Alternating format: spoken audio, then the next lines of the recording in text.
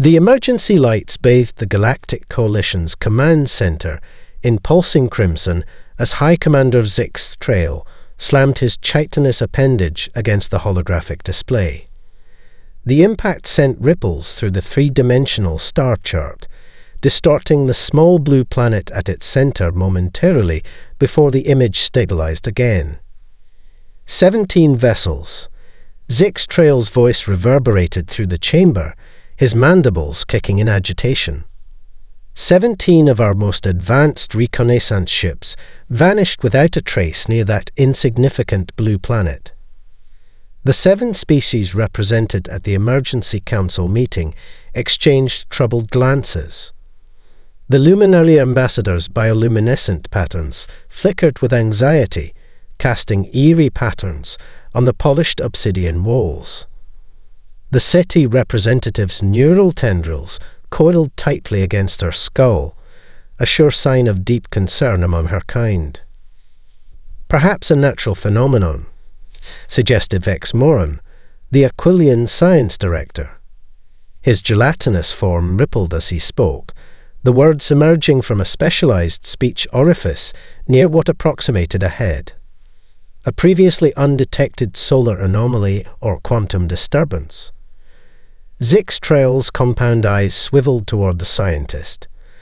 For 6 standard cycles, we maintained successful surveillance. Then suddenly, our ships begin disappearing precisely when they enter optimal observation range. This is not coincidence. The humans cannot possibly possess technology capable of detecting our presence, let alone neutralizing our vessels, said Oryx, the Tauran military attaché. His 4 arms crossed over his massive chest in a gesture of dismissal. Their most advanced propulsion systems still rely on chemical combustion. Their weapons are primitive projectiles and rudimentary directed energy. Their technological development index places them at least 3 centuries for achieving quantum awareness. The silence that followed was heavy with unspoken fear. No one wanted to voice the obvious.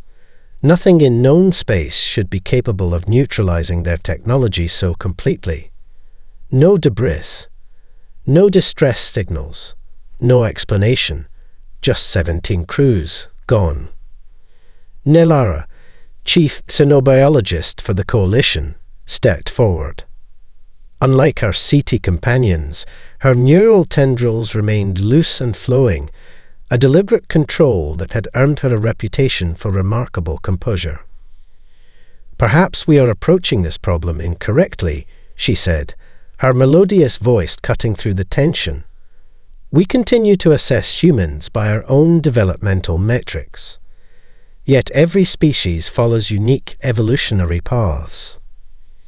Speak plainly, xenobiologist, Zix Trail demanded.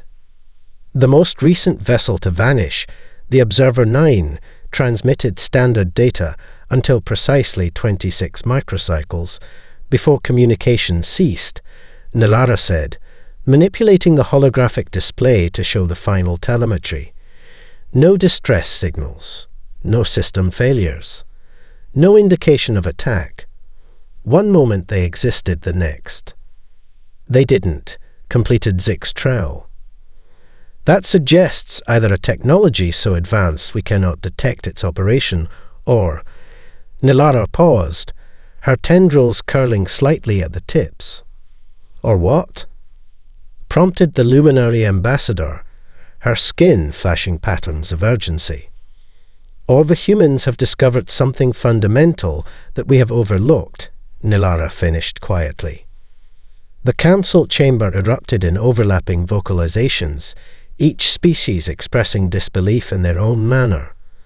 The Vespari delegates' wing casings vibrated in agitation. The Tauran military contingent stamped their hooved feet.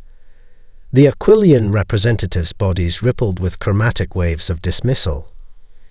Zix Trail raised all 4 of his upper limbs, commanding silence. Enough. While we debate, more vessels may be at risk. We need answers, not theories. There is another possibility, came a voice from the entrance to the chamber.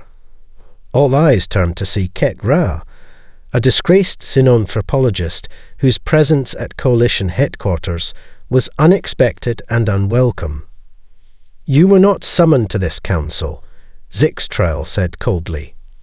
"Yet here I am, because no one else will say what must be said," Ket Ra replied, approaching the central display with the confidence of someone who had nothing left to lose. His career had ended 3 cycles ago when he published his controversial thesis, "The Evolutionary Advantages of Conflict: Why Humans May Surpass Us All." The Coalition has monitored Earth for decades, confident in our technological superiority, Ket Ra continued. What if that confidence blinded us? What if humans detected our presence long ago and have been studying us while we studied them? "Impossible," scoffed Orcs. "Their sensor technology cannot." "Perhaps they don't need our sensor technology," Ket Ra interrupted. "Perhaps they found another way, a human way." As the council descended into argument once more, a junior communications officer burst into the chamber, her exoskeleton quivering with urgency. "High Commander," she chittered, "we've lost contact with the investigation vessel Seeker 5. It was approaching Earth's orbital path when all transmissions ceased. 18 vessels, 18 crews, gone without explanation. And with each disappearance, the Coalition's certainty about humanity's primitive status crumbled further.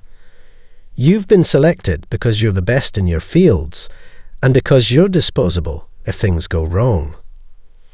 Admiral Vex's words hung in the air of the briefing chamber. The Aquilian's gelatinous form pulsed with cold efficiency as he surveyed the 4 specialists assembled before him. No pleasantries, no false reassurances, just brutal honesty that left the air thick with tension. Science Officer Nilara kept her neural tendrils deliberately still, refusing to betray the unease rippling through her consciousness. The selection made strategic sense, she had to admit. The 4 of them represented a perfect cross-section of expertise needed for the mission, yet none were irreplaceable in the Coalition's vast bureaucracy. "The Harbinger is our most advanced stealth vessel," Admiral Vex continued, projecting specifications onto the chamber wall. "Triple-layered quantum shielding, enhanced sensor arrays, and emergency translocation capabilities that should, theoretically, prevent whatever happened to our other ships." "Theoretically," echoed Greg, the massive Tauran security specialist. The word emerged as a rumbling snort. 4 of his 6 hands methodically disassembled and reassembled his particle cannon, a nervous habit that had earned him reprimands in previous briefings. Today, no one objected. The repetitive clicks and whirs provided an oddly comforting backdrop to the grim mission parameters. "We'll maintain constant quantum communication," added Del Shan, the Lumina communications expert. Her translucent skin pulsed with shifting patterns of light as she processed transmission algorithms. "I've developed a nested encryption protocol that will send distress signals through 17 different frequency bands simultaneously if standard channels fail." Admiral Vex nodded. "You depart in 6 hours. The mission is simple. Discover what happened to our ships, assess the human threat level, and return with actionable intelligence." "Nothing about this is simple," came a voice from the shadows at the far end of the chamber. Nilara turned, already knowing who had spoken. In the corner stood Ket Ra, the ostracized xenanthropologist whom everyone had been pretending not to notice since the briefing began. His presence on the mission had been a controversial last-minute addition by High Command, one that Nilara herself had argued against. "Something to contribute, theorist."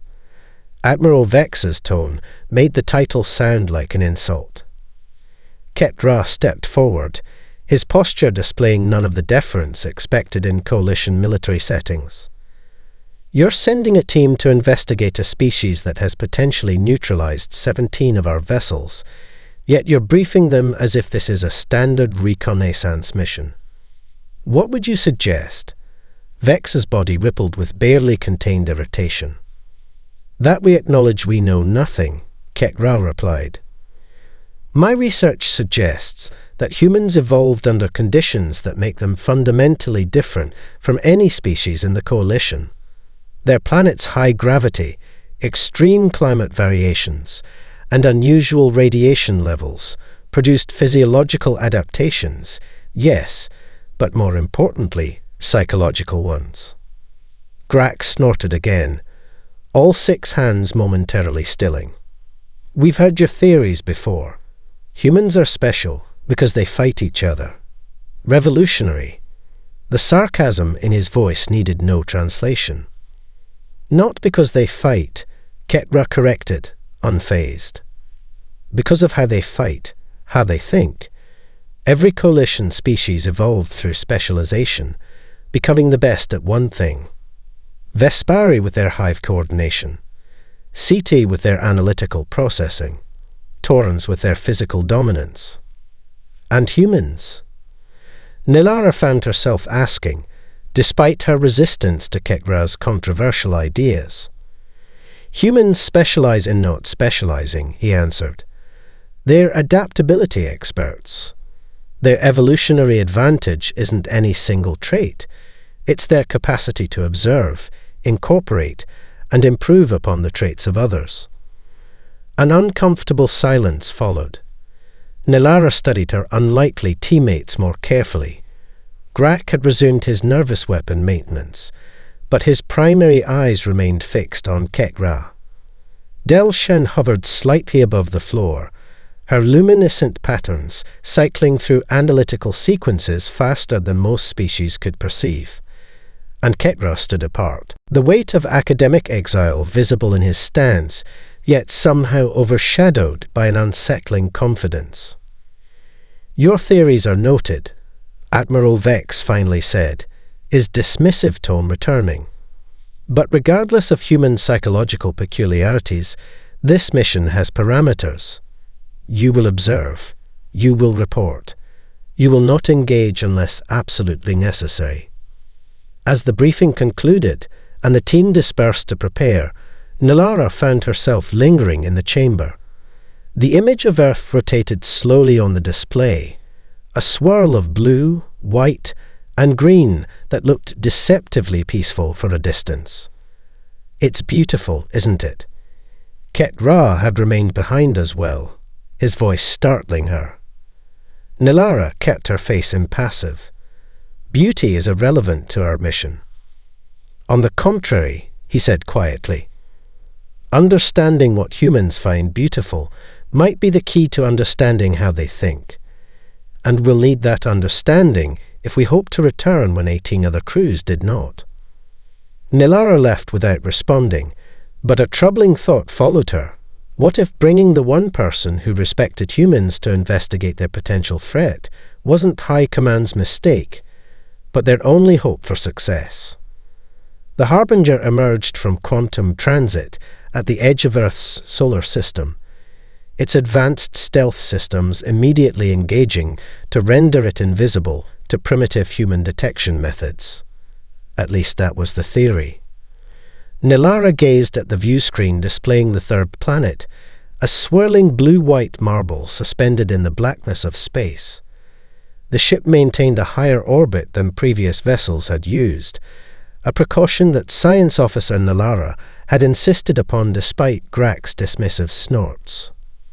Preliminary scans show no unusual energy signatures. Del Shan reported, her translucent form rippling with data streams as she interfaced directly with the ship's sensors. Standard electromagnetic emissions consistent with a pre-quantum civilization. Nuclear power, combustion engines, primitive satellite networks. Expecting something else. Grak rumbled, his massive form hunched uncomfortably in a chair designed for slimmer species. 18 ships, Grak. Nilara reminded him quietly. Something destroyed or disabled 18 ships. We're receiving transmissions from the planet's surface, Del Shen announced suddenly. Standard radio waves, satellite communications, nothing unusual except. Her luminescent patterns flickered with confusion. There's an odd patterning to their satellite positioning, almost like a detection grid, Chetra finished, stepping closer to the display. They've arranged their communications satellites to create a passive scanning network. Grak laughed, a low, rumbling sound. Impossible. Their technology can't detect our quantum shielding. Perhaps they're not trying to detect what they know they can't see, Ketra suggested. Perhaps they're looking for the absence of something instead. Before Nilara could process that disturbing thought, Del Shan's voice took on an urgent tone.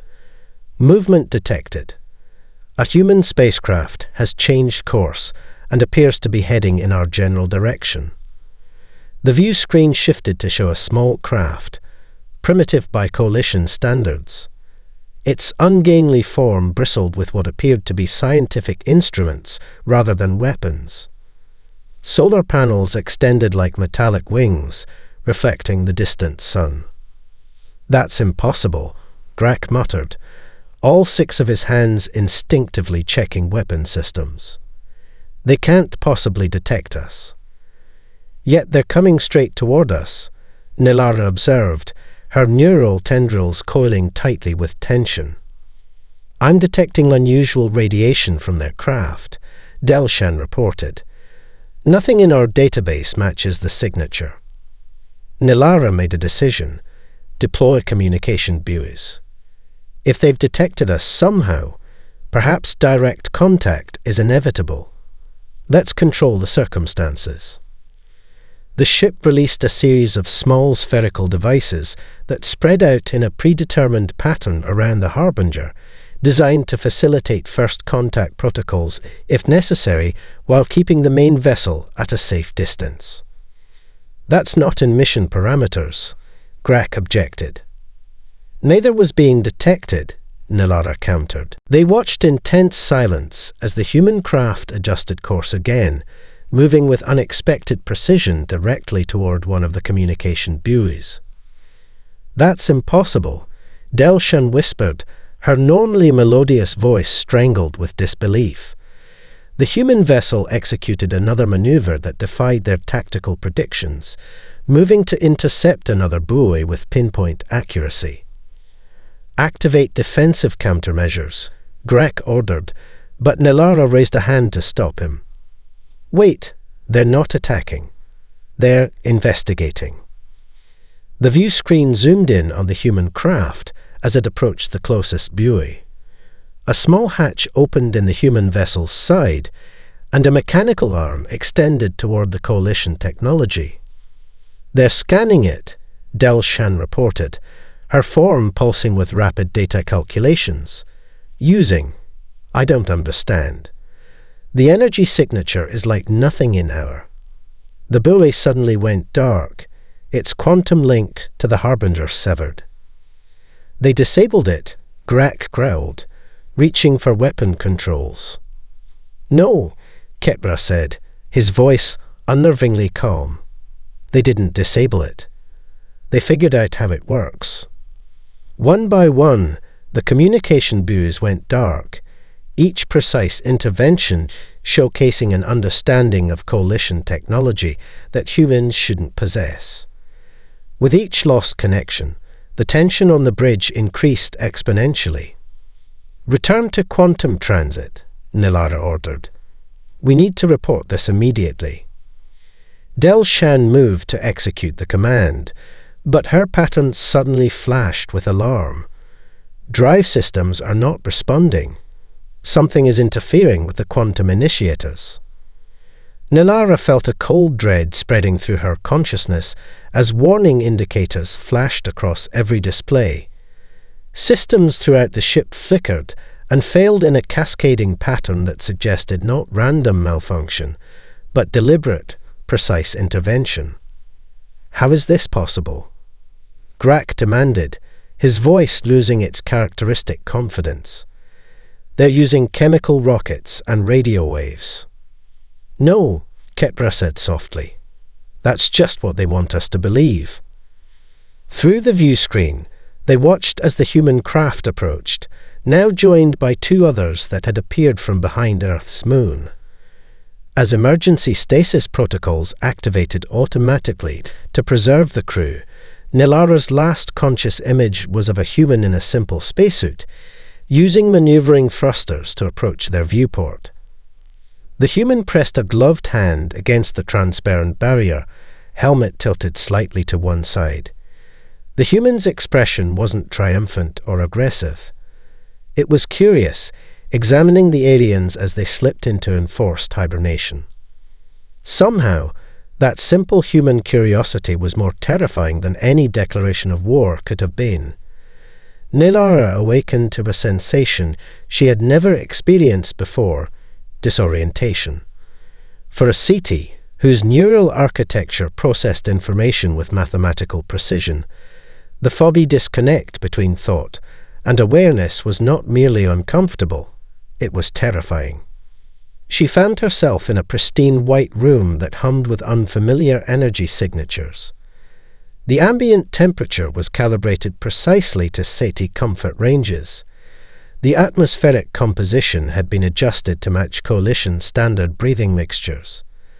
Even the lighting mimicked the spectral output of the Ceti homeworld sun.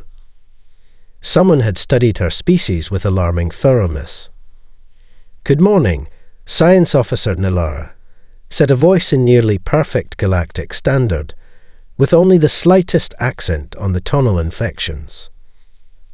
"I hope you're feeling well after emergence from stasis." Nilara turned her head carefully, her neural tendrils gradually uncurling as consciousness fully returned. A human female stood watching her with intelligent eyes, dressed in what appeared to be a simple white laboratory coat. Dark hair was pulled back from a face that displayed neither hostility nor triumph, only intense, analytical interest.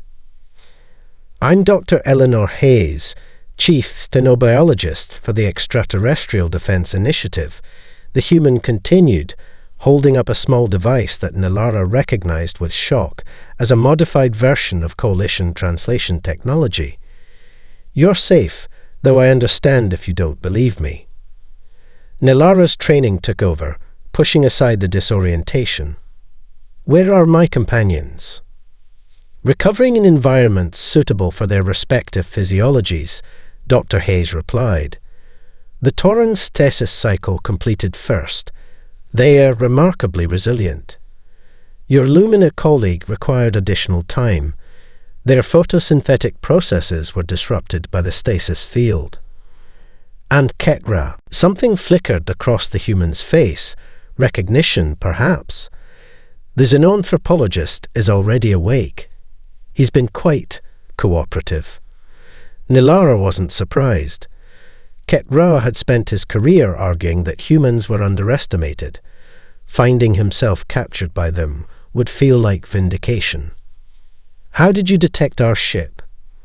Nilara asked, moving to a seated position.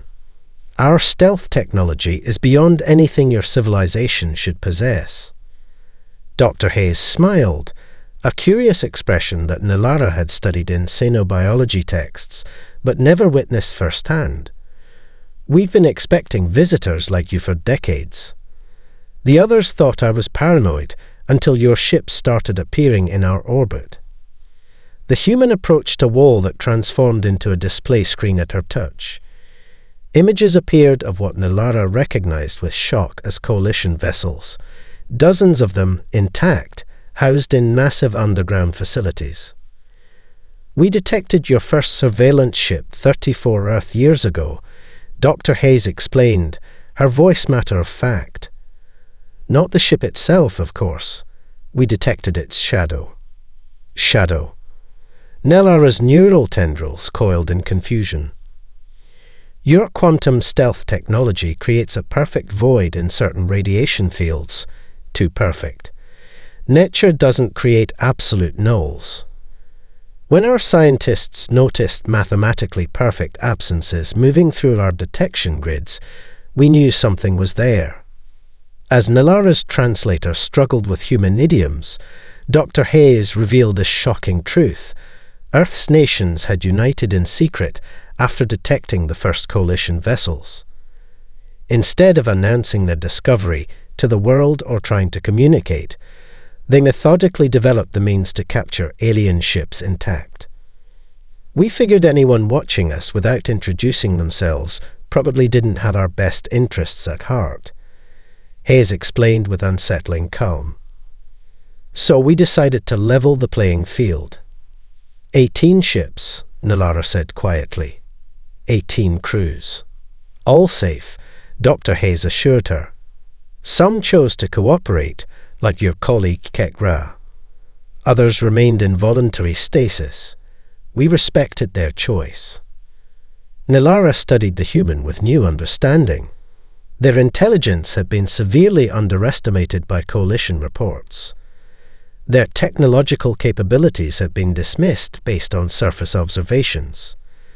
Most disturbing of all was the implication that humans had not only detected coalition surveillance, but had reverse-engineered captured technology while maintaining the appearance of ignorance. "Why reveal yourselves now?" Nilara asked. "Why not continue the deception?" Dr. Hayes' expression became more serious. "Because your coalition is preparing a military response to the disappearances, we intercepted communications from your high command. We know a war fleet is being assembled." The human approached Nilara's bed, hands clasped behind her back in what Nilara recognized as a deliberately non-threatening posture. "We would prefer diplomacy to conflict, Officer Nilara. But make no mistake, if forced to defend ourselves, we will do so using everything we've learned from your kind."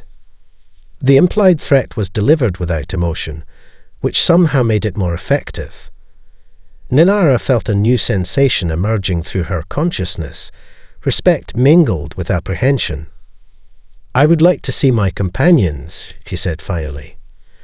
Dr. Hayes nodded, extending a hand in what Nilara recognized as a human greeting gesture. "Of course.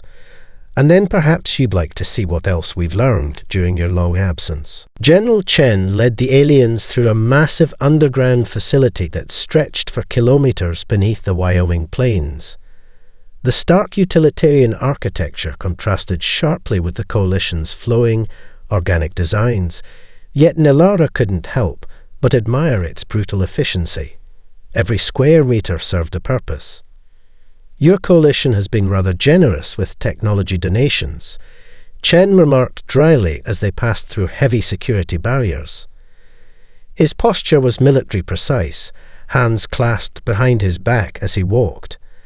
Unlike Dr. Hayes with her scientific curiosity, Chen's eyes held the calculating assessment of a tactical mind. The 4 members of Nilara's team had been reunited an hour earlier. Grak maintained a hostile silence, his massive Tauran frame tense with barely contained anger. Delshan drifted alongside them, her luminescent patterns shifting between analytical observation and what Nilara recognized as fascinated wonder. Ket Rao walked with a strange ease, as though their captivity confirmed everything he had theorized about humans. "This is Hangar 7, Chen announced as massive doors slid open to reveal a cavernous space.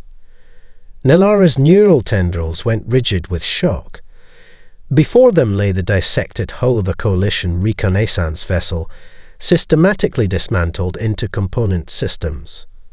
Human scientists in white protective gear moved among the pieces with practiced familiarity, operating modified versions of coalition scanning technology with disturbing proficiency. "You've taken it apart," Delshan whispered, her illumination patterns pulsing with distress. "And put it back together," Chen corrected, gesturing toward the far end of the hangar where a completed vessel sat. With improvements. Improvements. Grak finally broke his silence with a derisive snort. Your species barely understands orbital mechanics. Chen's expression remained impassive. Your civilizations developed technology through theory first, then application, he explained, leading them deeper into the facility. You spend centuries perfecting the mathematical models before building a prototype. We work backward. He paused before a transparent barrier. Beyond it, human engineers wearing what Nilara recognized with shock as modified Vespari exoskeletons were manipulating components too heavy for unaugmented humans to lift. Give us a working example, Chen continued, and we'll not only figure out how it functions but find 12 ways to improve it. The proof surrounded them at every turn. Humans wearing Vespari exoskeletons that moved with greater flexibility than the originals, weapons systems that combined Tauran energy principles with human ballistic expertise, and most alarmingly, a prototype drive system that merged conventional human propulsion with elements of coalition quantum technology. You can't possibly understand the underlying principles, Grak insisted, though Nilara detected uncertainty creeping into his voice. We don't need to, yet, Dr. Hayes replied, joining them from an adjoining laboratory. Understanding will come with time. For now, application is sufficient. They entered a circular chamber where a holographic display showed Earth at the center of a complex defensive grid. Nilara recognized components adapted from every coalition species. CT computational architecture, luminous signal processing, Vespari network systems.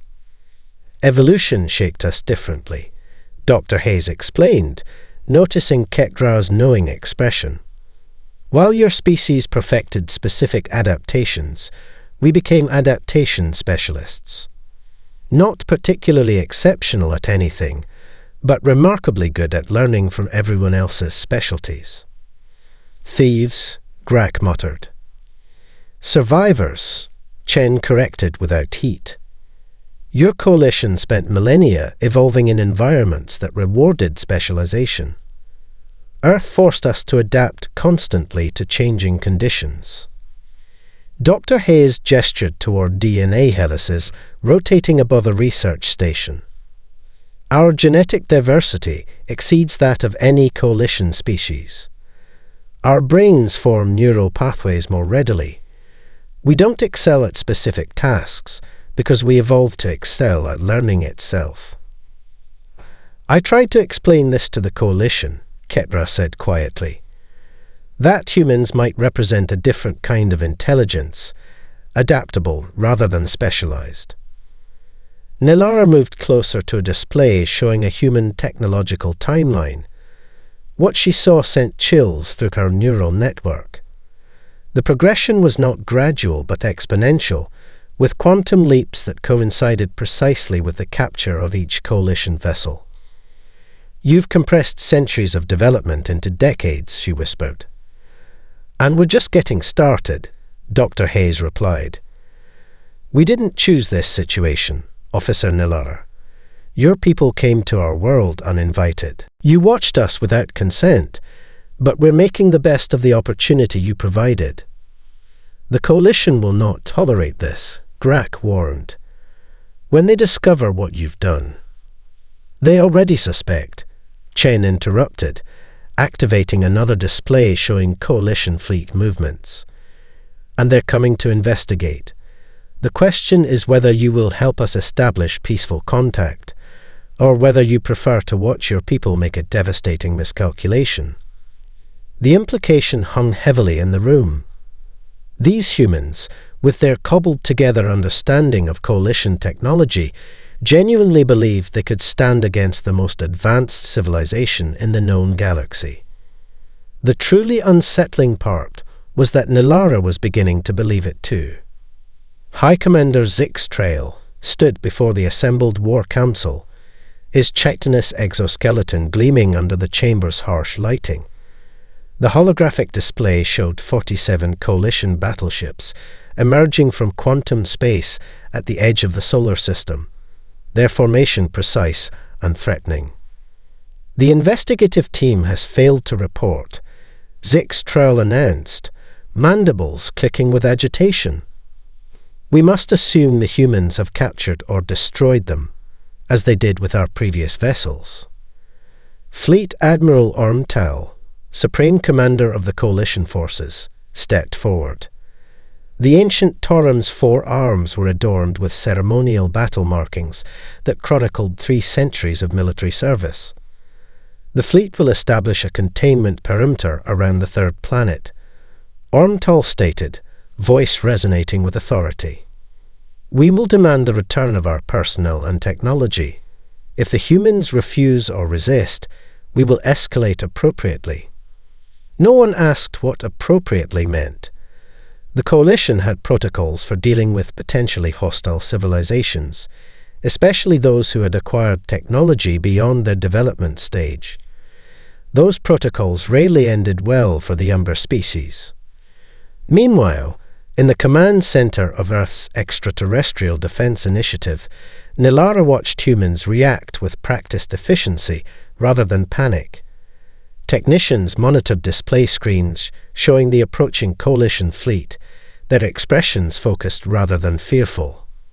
We intercepted your High Command's communications 3 days ago, Dr. Hayes explained, displaying holographic projections of the fleet's approach vector. Quantum encryption is impressive, but we found a pattern in the carrier wave distortion. Impossible, Delshan whispered, her luminescent form dimming with shock. That encryption method is mathematically perfect. Perfect in theory, Chen corrected. In application, the phase shift oscillators generate a microscopically detectable variance. One of your own ships showed us where to look. Nilara processed this with growing unease. Coalition security had always relied on theoretical perfection. The idea that implementation could create exploitable flaws was rarely considered. A blind spot humans had apparently discovered and leveraged. Based on standard Coalition engagement protocols, we estimate 17 hours before they establish blockade positions, Hayes continued. 22 hours until they issue formal demands. 28 hours until they deploy atmospheric denial systems. You cannot hope to resist, Grack stated flatly. Those are Dominion-class battleships. Each one carries enough firepower to sterilize a continent. We're aware of their capabilities, Chen replied without emotion. We've had 30 years to prepare. Dr. Hayes turned to Nilara's team, her expression serious. Now you have a choice to make. She gestured to a separate communication station. Help us negotiate peace, or sit this out in comfortable accommodations while we demonstrate exactly how much of your technology we've adapted. Ketra stepped forward without hesitation. I will assist in any way possible. This conflict benefits neither of our civilizations. The others remained frozen in indecision, their loyalties divided between their civilization and the stunning realization that humans had accomplished in decades what took the Coalition centuries. You would betray your own kind, Grack demanded, towering over Ketra. I would prevent unnecessary bloodshed, Ketra replied calmly. The Coalition has underestimated humans. That mistake need not become a tragedy. Grack's massive shoulders slumped slightly. His primary eyes blinked in the Tauran expression of reluctant acceptance.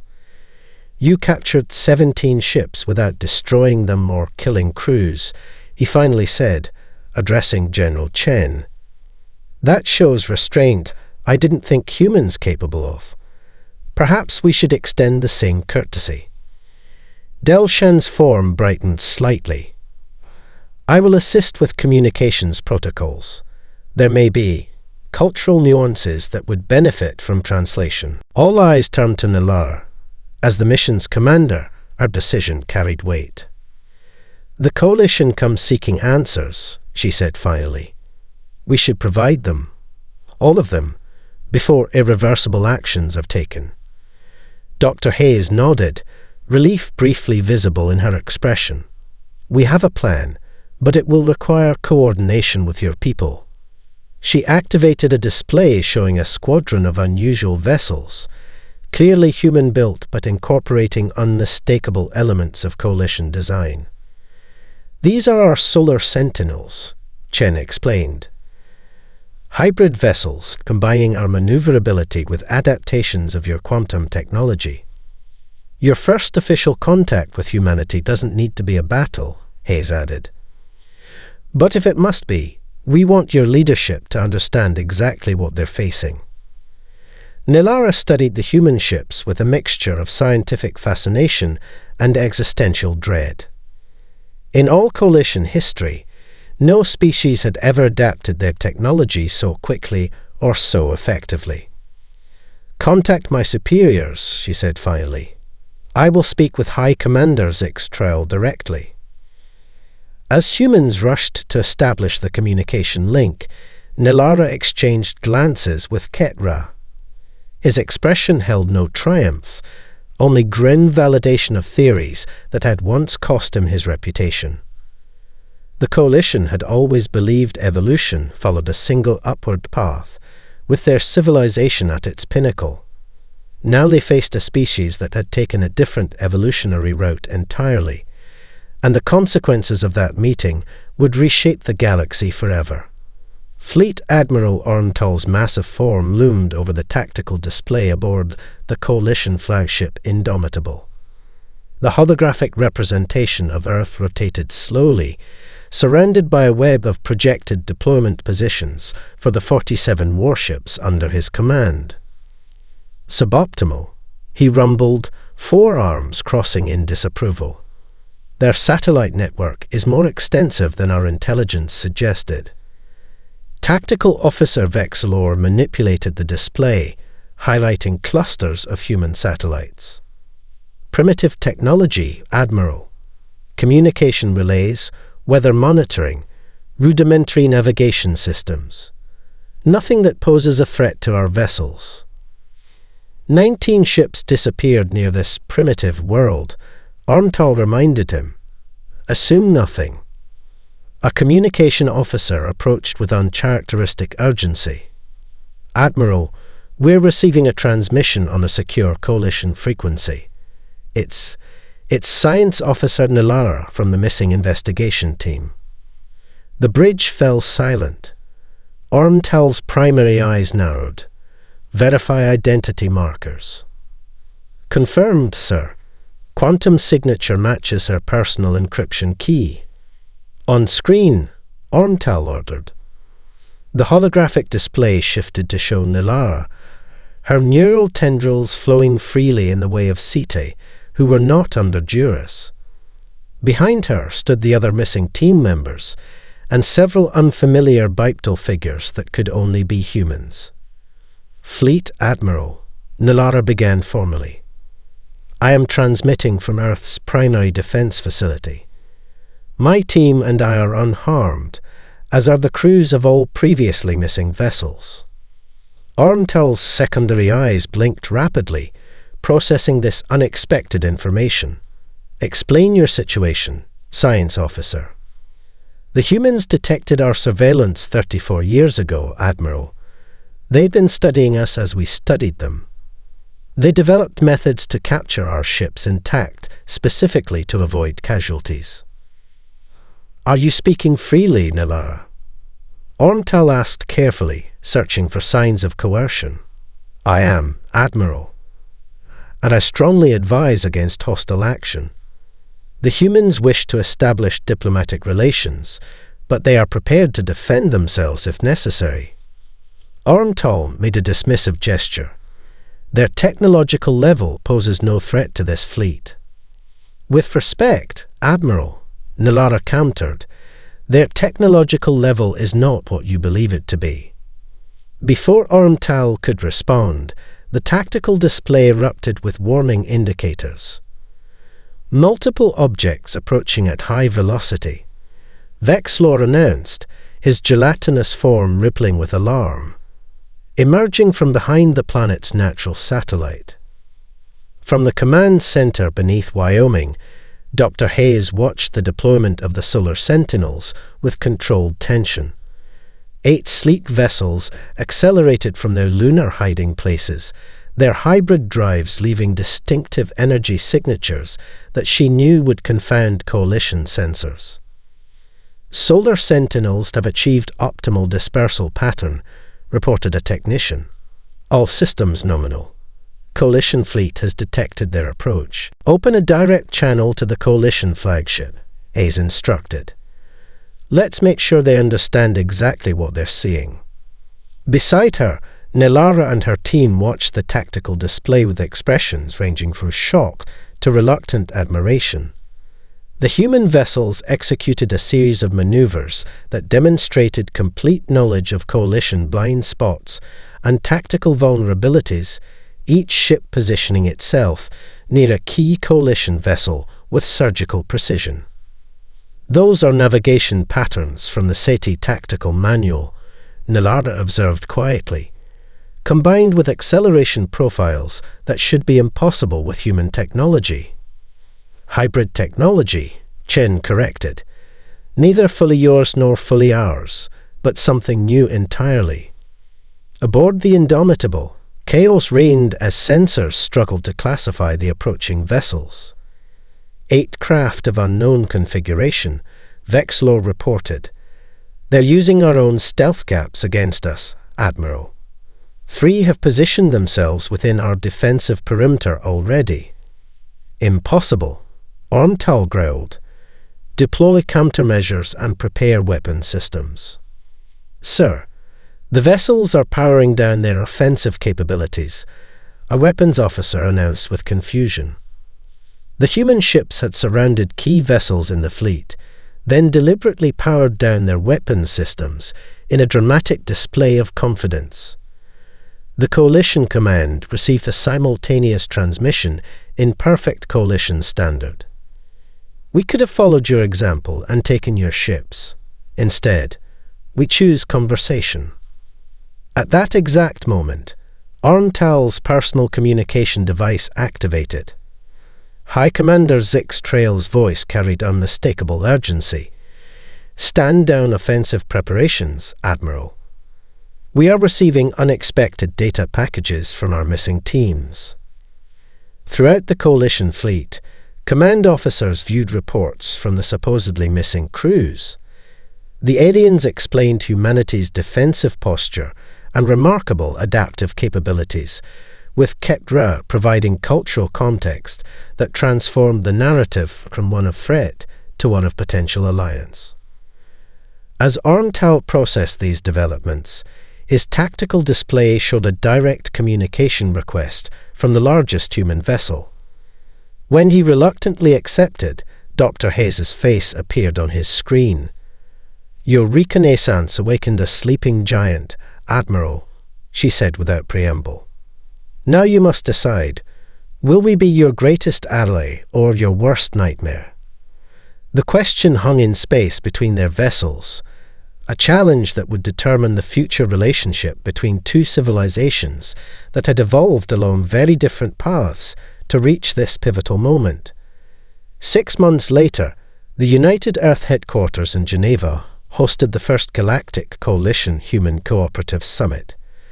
The historic building, once home to obsolete human diplomatic efforts, now served as the nexus for something far more significant, humanity's formal introduction to the wider galaxy. Nelara stood by a tall window, watching representatives from 7 alien civilizations mingling with human delegates in the grand atrium below. Coalition ambassadors moved with varying degrees of comfort among the humans, some still wary, others genuinely curious. The tension that had defined their first encounters had not vanished, but it had transformed into something more productive, mutual fascination. "Quite the achievement," Ketra said, joining her at the window. The once disgraced synanthropologist now bore the official insignia of Coalition Diplomatic Liaison. 6 months ago, we were contemplating orbital bombardment. Today, we're discussing cultural exchange programs. A close call, Nilara agreed. Her neural tendrils flowed freely, indicating her relaxed state, something that would have been unthinkable during those first tense days on Earth. Admiral Orntal still believes we should have established a quarantine perimeter.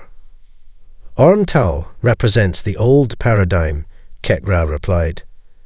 He evolved in a universe where advancement followed predictable patterns. Below them, Dr. Hayes was explaining the principles of human jazz to a fascinated group of city scientists.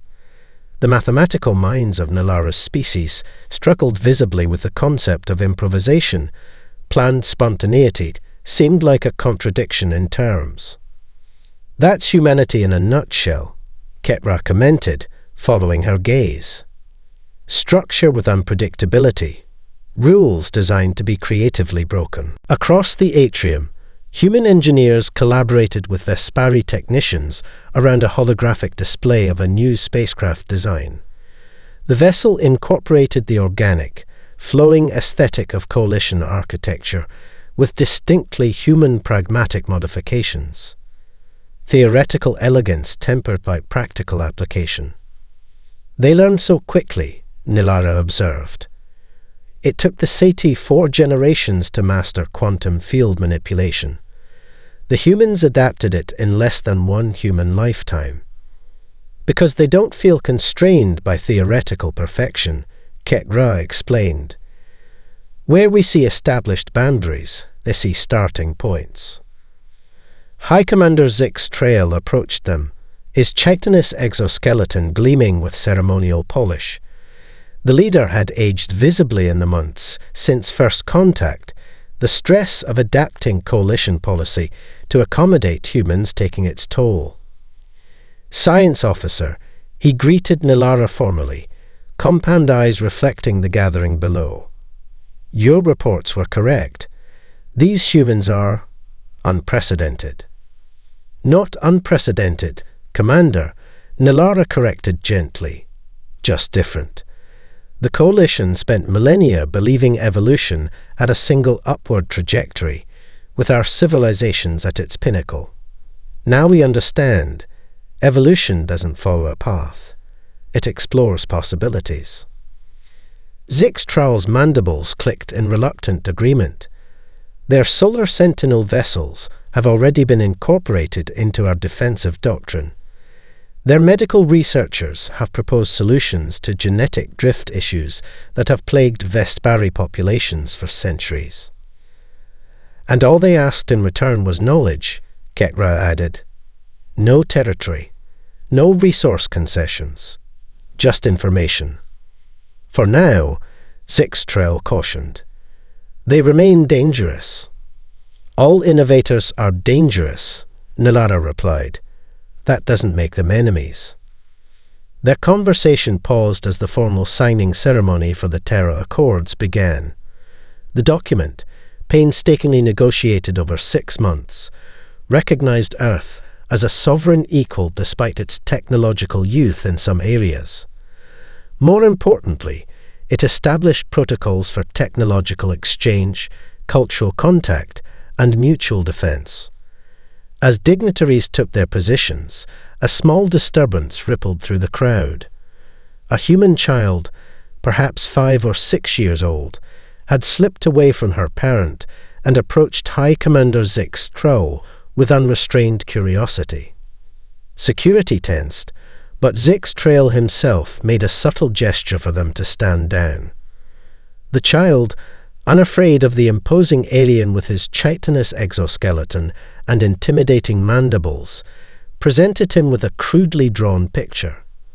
Nilara glimpsed its content, colourful stick figures of humans and various aliens holding appendages beneath a star-filled sky. Zix Trail accepted the offering with uncharacteristic gentleness. his compound eyes studying the simple artwork with an expression Nilara had never witnessed in the rigid commander: wonder. In that moment, Nilara understood what truly made humans the galaxy's most dangerous and most valuable species. Not their technology, not their adaptability, but their boundless capacity to imagine different futures and then bring them into being. As the Terra Accords were formally signed, Nilara watched Dr. Hayes across the room. The human caught her eye and smiled, that curious expression of goodwill that Nilara had come to appreciate.